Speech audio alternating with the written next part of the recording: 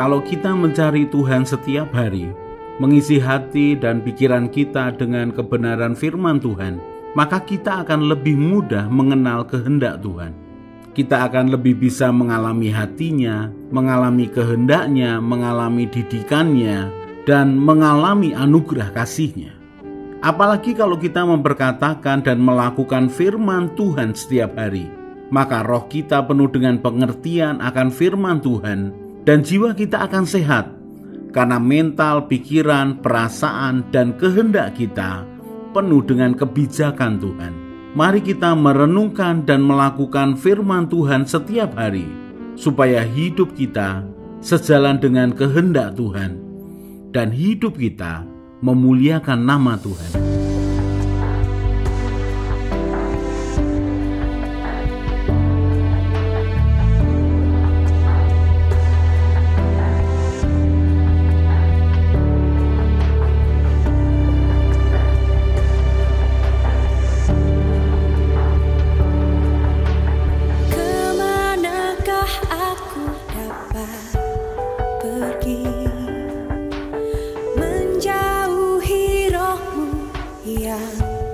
Suci kau sahabat,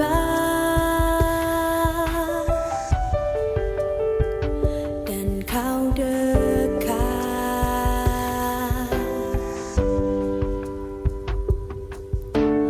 bahkan seluruh pengabdianku tak bisa membalas kesetiaanmu.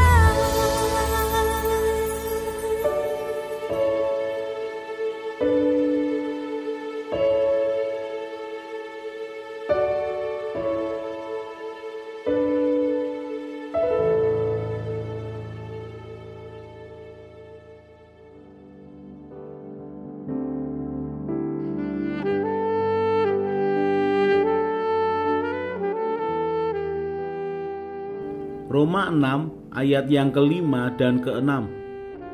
Sebab jika kita telah menjadi satu dengan apa yang sama dengan kematiannya, kita juga akan menjadi satu dengan apa yang sama dengan kebangkitannya. Karena kita tahu bahwa manusia lama kita telah turut disalibkan, supaya tubuh dosa kita hilang kuasanya, agar jangan kita menghambakan diri lagi kepada dosa.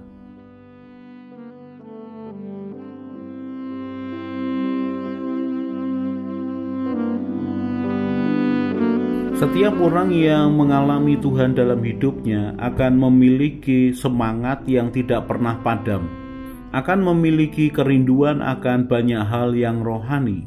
Selalu ada sukacita di dalam dirinya. Pikiran dan hatinya penuh dengan kebenaran firman Tuhan.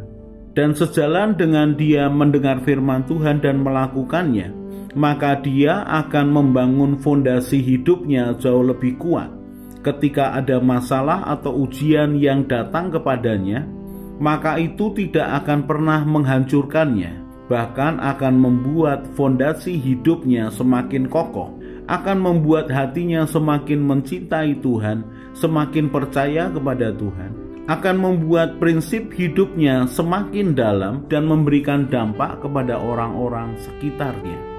Orang yang berjalan bersama Tuhan akan menikmati setiap waktunya dengan Tuhan. Dia sadar bahwa ada hukum dunia yang menarik dia untuk menjauh daripada Tuhan.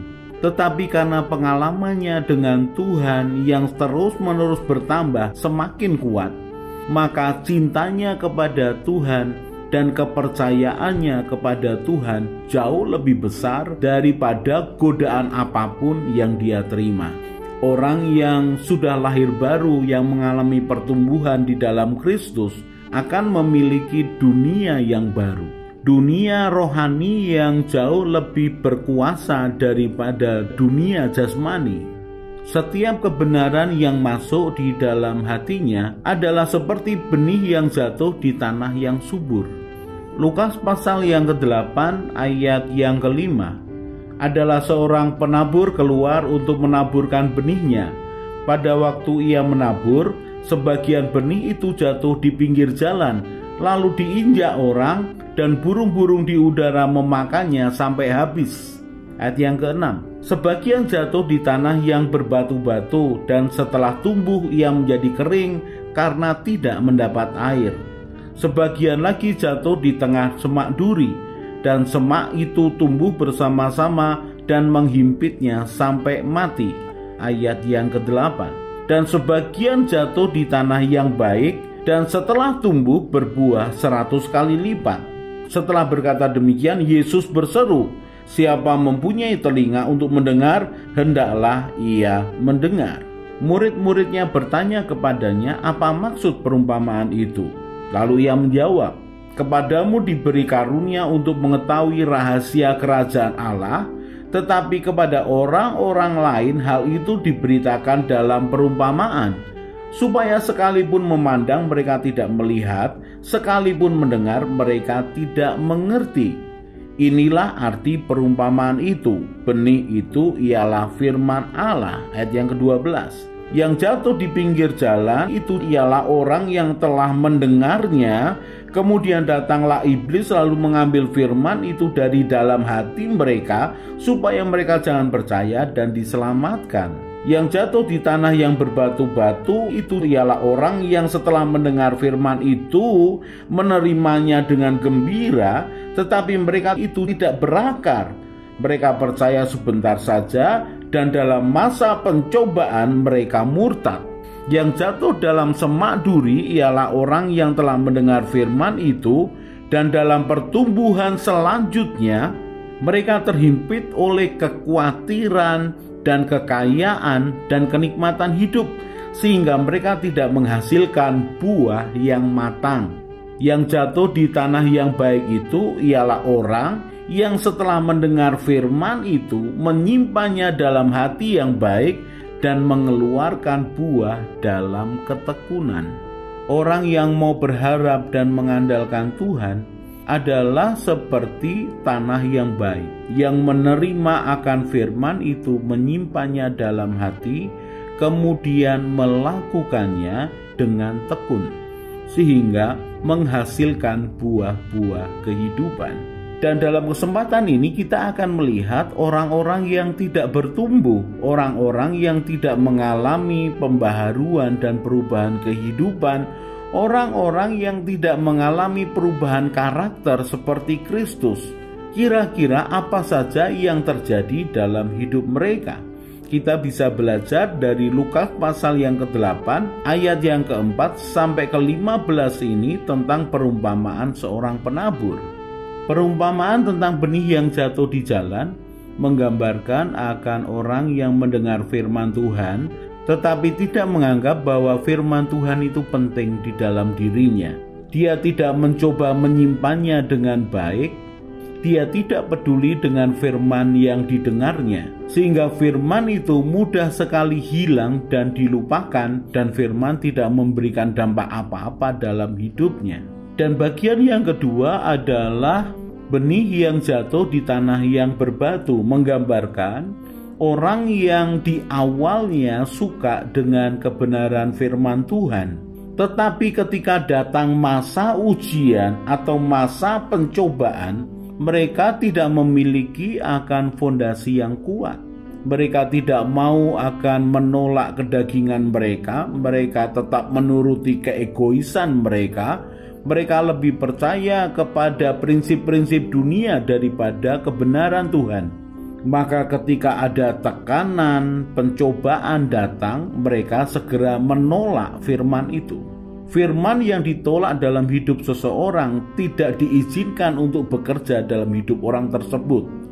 Firman yang tidak dipegang dengan segenap hati ketika badai, ujian, dan pencobaan itu datang, tidak akan memberikan kekuatan dalam hidup yang bersangkutan, karena dia tidak percaya kepada kekuatan firman yang hidup.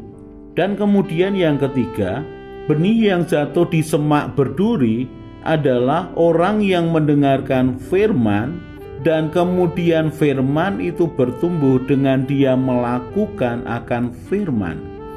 Tetapi ketika kekhawatiran, kecemasan akan sesuatu itu menguasai hati dan pikirannya, menyisihkan akan firman di dalam dirinya, kemudian dia mulai tergoda dengan kekayaan. Dia menemukan bahwa kenikmatan hidup di dunia ini bisa didapat jauh lebih cepat daripada proses firman itu tumbuh dan memberikan kehidupan. Dia lupa bahwa kenikmatan sesaat di dunia ini dia akan bayar dengan sisa hidupnya, bahkan di dalam kekekalan, karena dia tidak mau berpegang pada firman kehidupan. Juga tipu daya kekayaan membuat dia meninggalkan Tuhan. 1 Timotius pasal yang ke-6 ayat yang ke-6 mulai. Memang ibadah itu kalau disertai rasa cukup memberi keuntungan besar.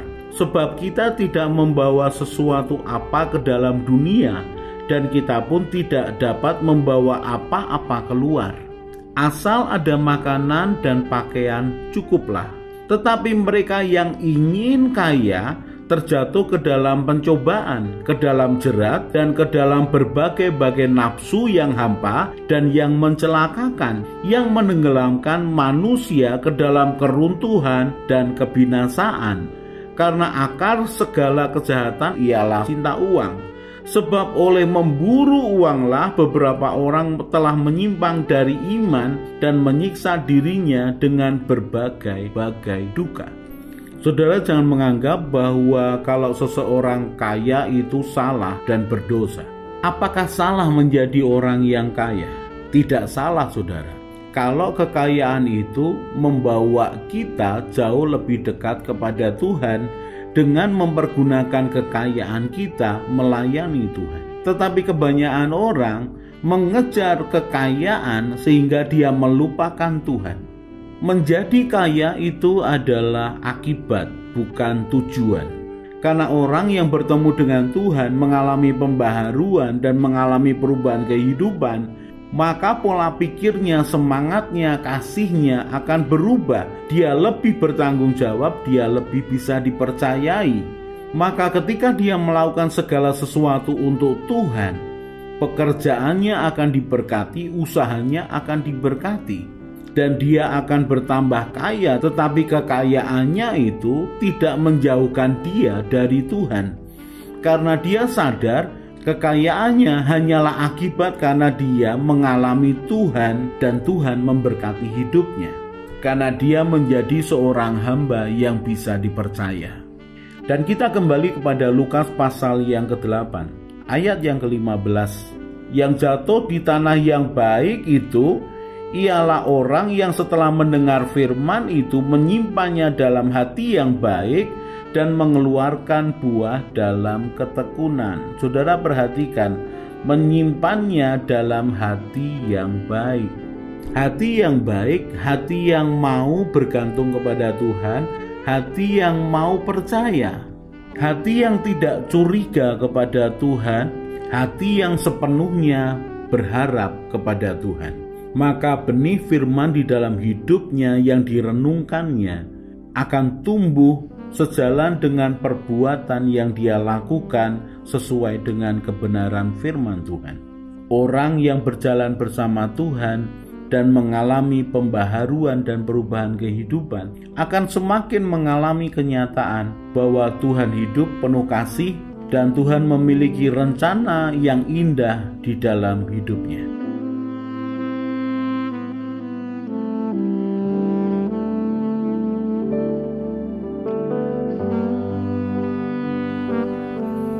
Orang yang mencari Tuhan dengan segenap hati akan bertemu dengan Tuhan.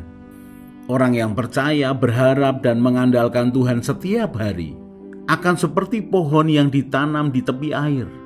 Ia tidak akan menderita melewati masa kering. Ia akan tetap bertumbuh. Hatinya bersukacita dan hidupnya terus berbuah. Karena harapannya kepada Tuhan Yesus yang telah menyelamatkan hidupnya, dia hidup penuh iman dan semangat. Dan dia akan tertawa tentang masa depannya. Dia akan terus berjalan bersama Tuhan. Semakin kuat, semakin semangat. Mari kita berdoa. Tuhan Yesus, terima kasih untuk kebenaran firman-Mu. Tuhan Yesus, berikanlah kerelaan dan kesetiaan yang sama ketika Engkau melaksanakan tugas-Mu di dunia, supaya aku juga rela dan setia melakukan kehendak Bapa. Tuhan Roh Kudus penolongku, ajari aku semakin mengenal Tuhan Yesus dan mengenal Bapa surgawiku, supaya hidupku sesuai dengan rencana-Mu ya Tuhan, dan memuliakan nama-Mu. Bahwa aku berjalan mengikuti jejak-Mu ya Tuhan Yesus, Gembalaku yang baik. Ajari aku berjalan bersama Tuhan senantiasa. Amin. Saya Yosea Kristiono, Gembala Jemaat GKI Injil Keselamatan Semarang. Tetap percaya, tetap semangat. God bless.